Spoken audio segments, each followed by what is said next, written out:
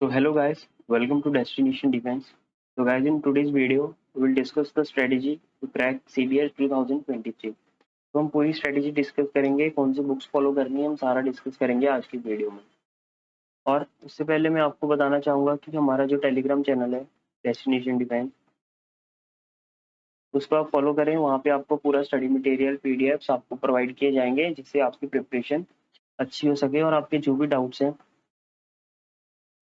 वो आपको हम यहाँ पे आपके कवर कर देंगे। तो इसका लिंक आपको वीडियो के डिस्क्रिप्शन में मिल जाएगा। To do join our Telegram channel.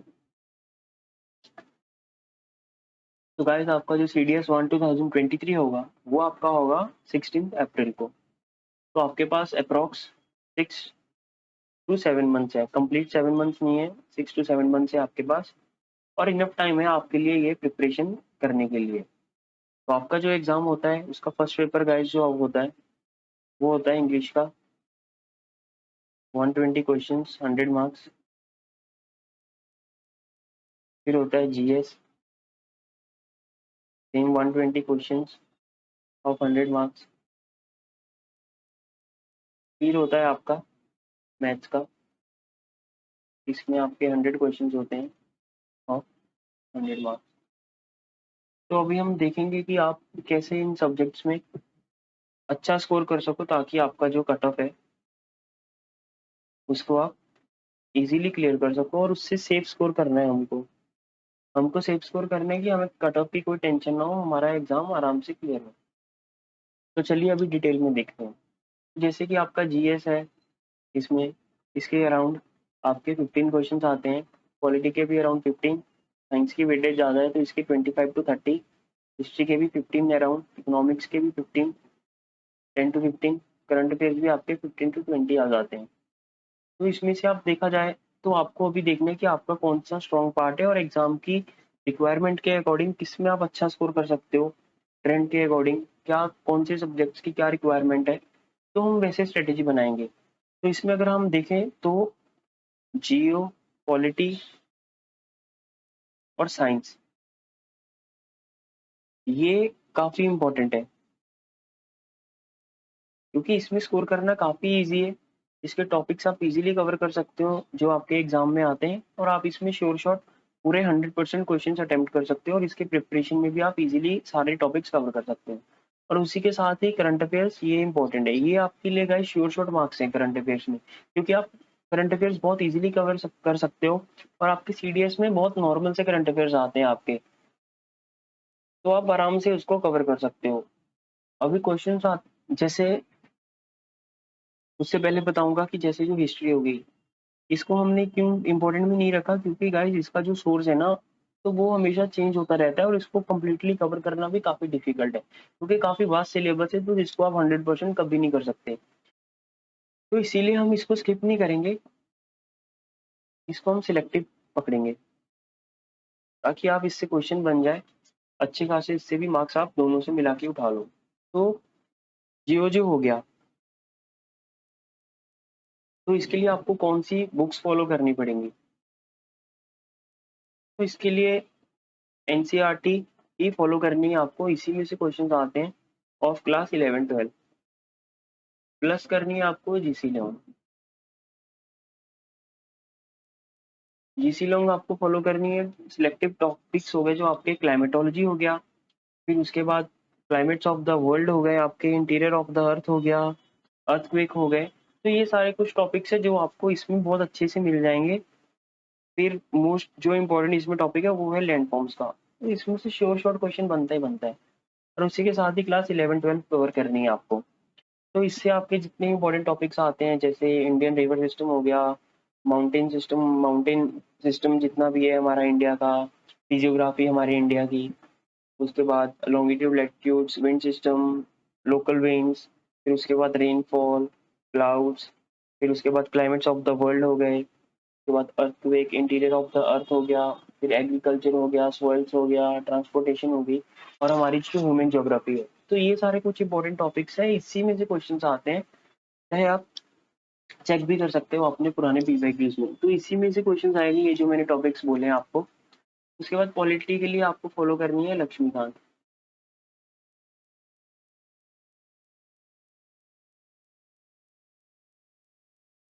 इसको भी आपको सिलेक्टिवली कवर करना है। इसमें जैसे इंपॉर्टेंट जो टॉपिक्स है आपको कवर करने हैं, features of the constitution, making of the constitution, preamble हो गया, फंडामेंटल राइट्स हो गया, फंडामेंटल ड्यूटीज हो गया, प्रेसिडेंट हो गया, वाइस प्रेसिडेंट हो गया, सुप्रीम कोर्ट हो गया, हाई कोर्ट हो गया, गवर्नर, उसके बाद स्टेट लेजिस्लेचर हो गया, पंचायती राज हो गया, कॉन्स्टिट्यूशनल बॉडीज हो गई, नॉन कॉन्स्टिट्यूशनल बॉडीज हो गई, इमरजेंसी अमेंडमेंट्स, उसके बाद बेसिक स्ट्रक्चर हो गया आपके कॉन्स्टिट्यूशन का, फिर उसके बाद इसमें जो है शेड्यूल्स ऑफ द कॉन्स्टिट्यूशन है, फिर उसके बाद सिटीजनशिप है। तो ये आपके कुछ इंपॉर्टेंट टॉपिक्स हैं जिसको आपको कवर करना है और इसी में से आपके शॉर्ट शॉर्ट क्वेश्चन बनेंगे। तो लक्ष्मीकांत, सपोज आप कहीं से पॉलिटी पढ़ रहे हो, आपने कहीं क्लासेस ली है या कोचिंग ली है, तो उसी के साथ साथ मैं रेकमेंड करेगा कि आप बुक रीडिंग जरूर करें। इससे आपका टॉपिक काफी एक्स्ट्रा क्लियर हो जाता है और आपको काफी डीप अंडरस्टैंडिंग होती है टॉपिक की, और आपको फिर रिवीजन में भी हेल्प होती है, बुक में काफी इजी हो जाता है। फिर साइंस के लिए आपको कवर करनी है क्लास 8, 9, 10 की एनसीईआरटी।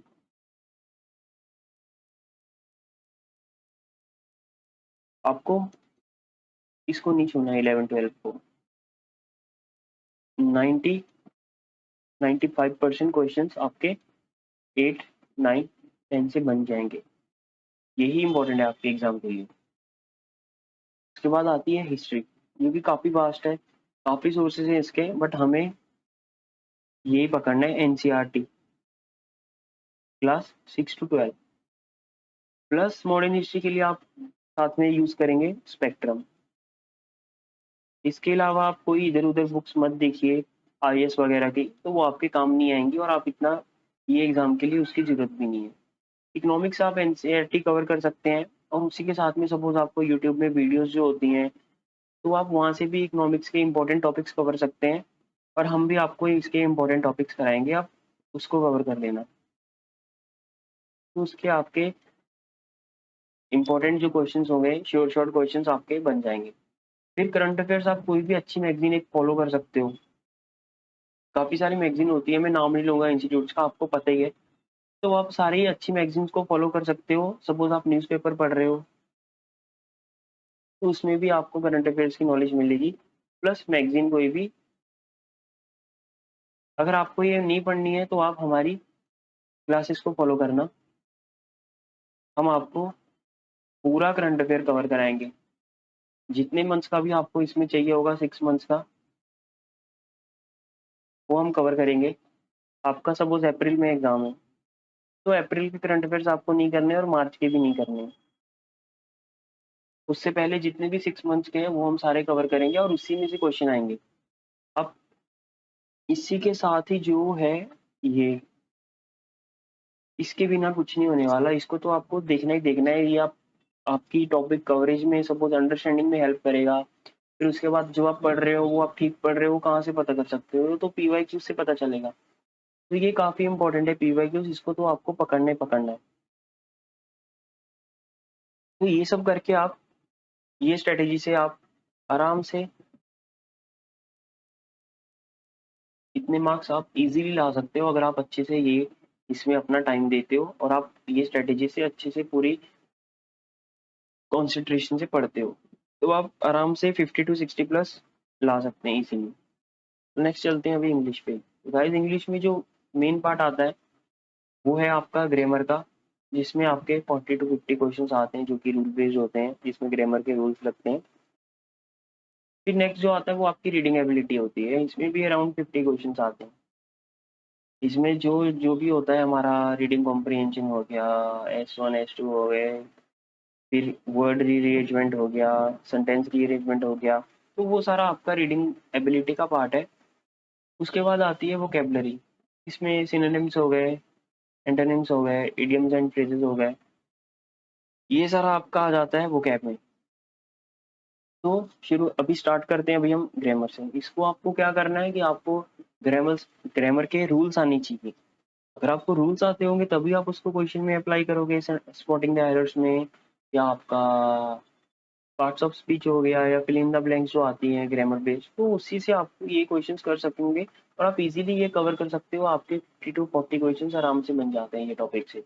हम भी आपके लिए वीडियोस लेके आएंगे रूल्स पे ग्रामर की, तो आप पूरा उससे ग्रामर आपका कवर हो जाएगा, रूल्स पार्ट कवर हो जाएगा, तो आप इजीली इसमें अच्छा स्कोर करोगे। और इसके साथ ही आपको ये बहुत इंपॉर्टेंट है, तो जितनी प्रैक्टिस हो सकती है आप करिए, हम भी कराएंगे। आप अपनी बुक्स भी फॉलो कर सकते हैं। इसके लिए एक अच्छी प्रैक्टिस के लिए बुक है एसपी बख्शी, ये आप फॉलो कर सकते हो प्रैक्टिस की। ये आपका जो पार्ट हो गया गाइस, ये आपका प्योरली प्रैक्टिस बेस्ड है।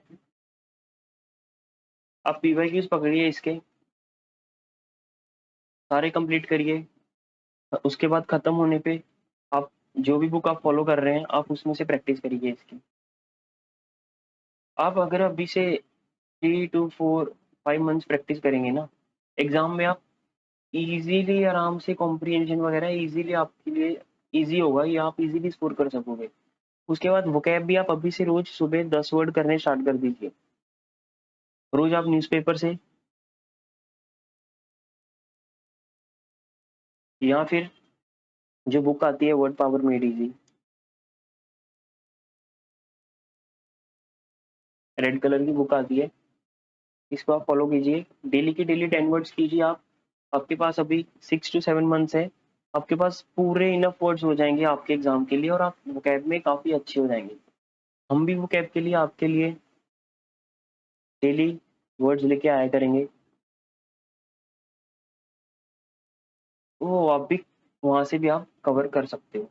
तो गाइज अगर आप ओटीए के लिए टारगेट कर रहे हो तब तो आपको 70 to 80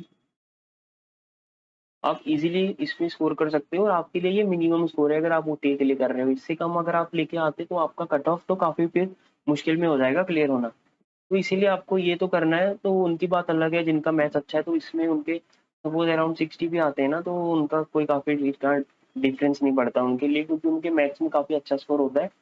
और फिर वो जीएस में भी आराम से क्वालिफाइंग मार्क्स ले आते हैं, तो उनका आराम से क्लियर हो जाता है। बट हमें मिनिमम क्वालिफाइंग मार्क्स नहीं चाहिए, हम अच्छा स्कोर करेंगे, हम जीएस में भी अच्छा स्कोर करेंगे, इंग्लिश में भी अच्छा स्कोर करेंगे और मैथ्स में भी अच्छा स्कोर करेंगे, ताकि हमारे अच्छे मार्क्स हो और मेरिट में भी हमारा अच्छा एक पोजीशन हो।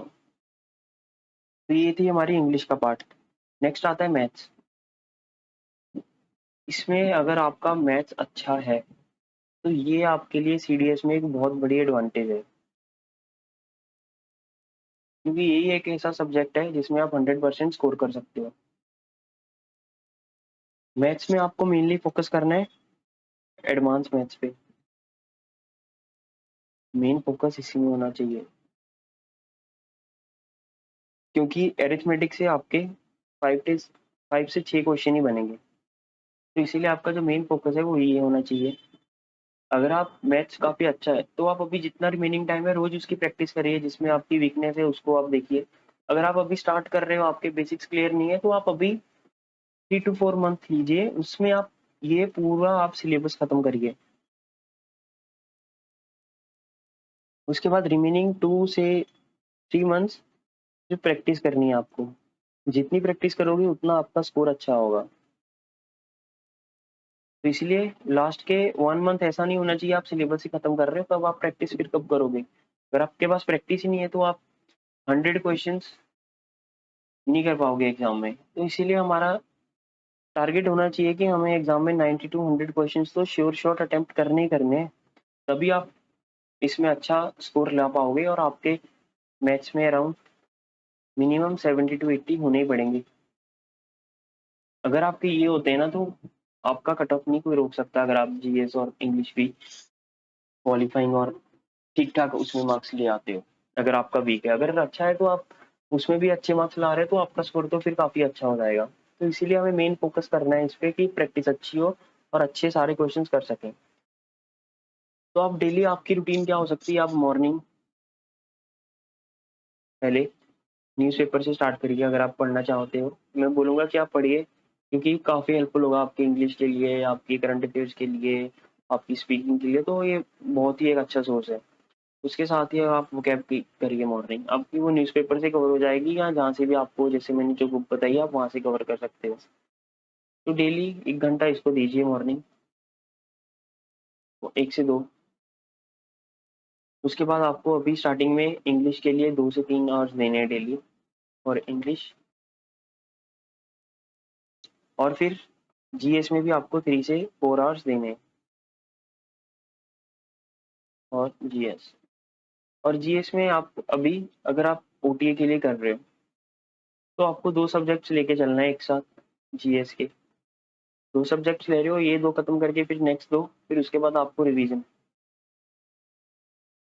और फिर जैसे मैंने बताया था आपको मेनली आपको कवर करना है आपका जियो, पॉलिटी और साइंस। तो ये आपके अगर आप 1 मंथ का टाइम लेके चलते हो आप आराम से 2 मंथ्स में आप कवर कर लोगे। क्योंकि ये 2 सब्जेक्ट एक साथ ले रहे हो तो 1 मंथ में एक सब्जेक्ट आप इजीली कवर कर सकते हो। तो आपके दोनों 1 मंथ में हो जाएंगे, फिर नेक्स्ट मंथ आप आराम से अपना जो नेक्स्ट सब्जेक्ट होगा वो कवर कर लोगे। उसी के साथ ही इसकी भी एक रिवीजन आप एक बार कंप्लीट कर लोगे दोनों की। इसीलिए अगर आप ओटीए कर रहे हो तो आप 2 सब्जेक्ट्स लेके चलिए एक साथ।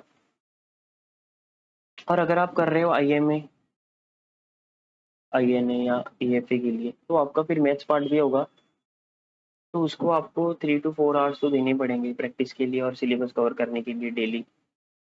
आप जितनी प्रैक्टिस करेंगे उतना फायदा होगा। तो इसके साथ अगर आपका मैथ्स अच्छा है, आप टाइम दे सकते हो, तो आप जीएस 2 सब्जेक्ट ही लेके चलो। सपोज आपको प्रॉब्लम आ रही है, आप करके देखिए, अगर प्रॉब्लम आ रही है तो फिर ड्रॉप करके आप एक सब्जेक्ट पे लेके चलो।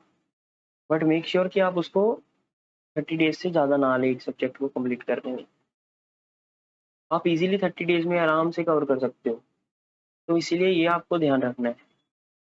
और फिर आप जो भी टॉपिक करते हो ना उसके साथ ही साथ पीवाईक्यूज देखते रहना।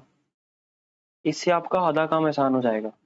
अंडरस्टैंडिंग भी आपकी काफ़ी बढ़ेगी। और आपको ना जो सपोज आपने टॉपिक आज कोई पढ़ा है तो उसके अगर आप पीवाईक्यू साथ ही साथ कर लेते हो ना तो वो टॉपिक भी आपको काफ़ी लंबे टाइम तक याद रहेगा। तो हमारा जो मेन टारगेट है ना 3 to 4 मंथ्स में सिलेबस खत्म। उसके बाद रिमेनिंग 2 महीने लेके चलिए, प्लस कुछ डेज मिलेंगे आपको। उसमें तो यही होगा, प्लस रिवीजन। हमें एग्जाम से पहले 3 to 4 टाइम्स रिवीजन खत्म करनी है अपनी। तो ये स्ट्रेटेजी होनी चाहिए आपको अपने एग्जाम से लेके। तो आप सेल्फ रीडिंग पे भी ध्यान देना। आप ऐसे सपोज किसी क्लास को फॉलो कर रहे हैं तो आप उनके भरोसे मत रहिए कि मैं सिर्फ क्लास करूंगा और बाद में सेल्फ स्टडी नहीं करूंगा। अगर आप बुक्स को जो मैंने बोली है ना साथ ही साथ फॉलो करेंगे तो आपका अंडरस्टैंडिंग लेवल काफी अच्छा हो जाएगा और आपको चीजें काफी देर तक याद रहेंगी। और हमारे चैनल पे भी अपकमिंग डेज में आपके लिए वीडियोस लेके आएंगे जिससे कि आपका फुल सिलेबस कवर हो जाए, प्लस फुल प्रैक्टिस। प्रैक्टिस की आपको कमी नहीं होगी हमारे चैनल पे। और उसके बाद एग्जाम से पहले हम लाइव क्लासेस भी लेके आएंगे आपकी प्रैक्टिस के लिए यूट्यूब पे। तो आप हमारे चैनल पे बने रहिए और हम आपके लिए पूरा एक प्लान लेके आ रहे हैं। और उसी के साथ ही आपको जो भी डाउट्स हैं वो आप अपनी हमारे टेलीग्राम चैनल पे पुट कर सकते हैं। आपको लिंक उसका मिल जाएगा डिस्क्रिप्शन में, तो आप उसको फॉलो कर सकते हैं और उसमें आप जो भी डाउट्स हैं आपकी और उसमें आपको सारा मटेरियल भी मिलेगा। तो बस आज की वीडियो के लिए इतना ही guys. So thank you for watching our video. तो जय हिंद।